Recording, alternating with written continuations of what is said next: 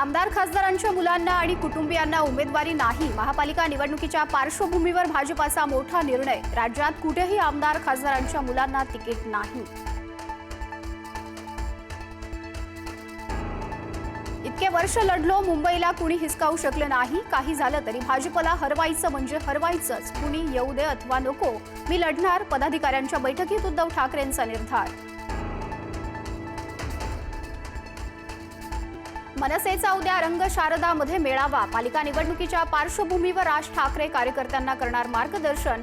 मुंबईतील पदाधिकाऱ्यांना उपस्थित राहण्याच्या सूचना। ठाकरे बंधूंमध्ये अजूनही काही जागांवर पेच असल्याची माहिती। काही जागांमध्ये अदलाबदल करण्याची मनसेची मागणी, तर जागा वाटपात कोणताही पेच नसल्याचा संजय राऊतांचा दावा। मनसे आणि ठाकरेंच्या शिवसेनेची आज पुण्यात महत्त्वाची बैठक। मग यासोबत जायचं की नाही, मनसे आज घेणार निर्णय, तर मनसे ठाकरे सेनेत जागा वाटपाबाबत अंतिम निर्णय होणार। ठाकरे बंधूंनी शरद पवारांच्या राष्ट्रवादीला मुंबईत केवळ 16 जागांचा प्रस्ताव दिल्याची माहिती। राष्ट्रवादी सोबत आल्यास ठाकरेंच्या शिवसेनेच्या कोट्यातील जागा राष्ट्रवादीला दिल्या जाणार असल्याची माहिती। मुंबई महापालिकेसाठी काँग्रेस आणि वंचितच्या युतीची घोषणा। युतीत वंचितच्या वाट्याला 62 जागा, तर इतर 28 जागांबाबत चर्चा सुरू।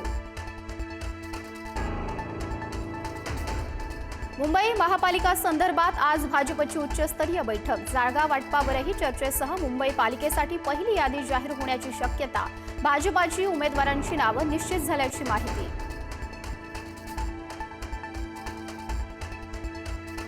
उद्योगपती गौतम अदानींच्या हस्ते आर्टिफिशियल इंटेलिजन्स कॉलेजचं अदानींच्या हस्ते उद्घाटन। कार्यक्रमाला पवार कुटुंब पुन्हा एकत्र। अजित पवार आणि रोहित पवारांचा एकाच गाडीतून प्रवास।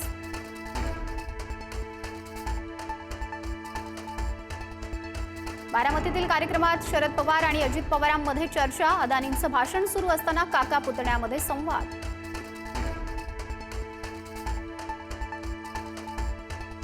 वयोमर्यादा ओलांडलेल्या एमपीएससी उमेदवारांना दिलासा। वयोमर्यादा ओलांडलेल्या उमेदवारांना 1 वर्ष वाढवून मिळणार। महाराष्ट्र लोकसेवा आयोगाचा मोठा निर्णय। वाशिम आणि यवतमाळमध्ये विहिरीत पडलेल्या बिबट्याला जीवनदान। दोन्ही ठिकाणी वनविभागानं पिंजऱ्याच्या सहाय्यानं बिबट्याला सुखरूप बाहेर काढलं।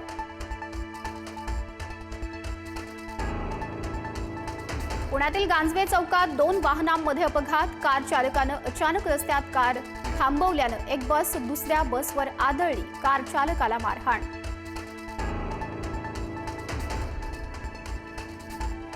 मराठमोळ्या आयुष म्हात्रेकडे भारताचं नेतृत्व। आयुष म्हात्रे U19 वर्ल्ड कपसाठी भारतीय संघाचा कर्णधार। दक्षिण आफ्रिका दौऱ्यासाठी वैभव सूर्यवंशीकडे कर्णधारपद।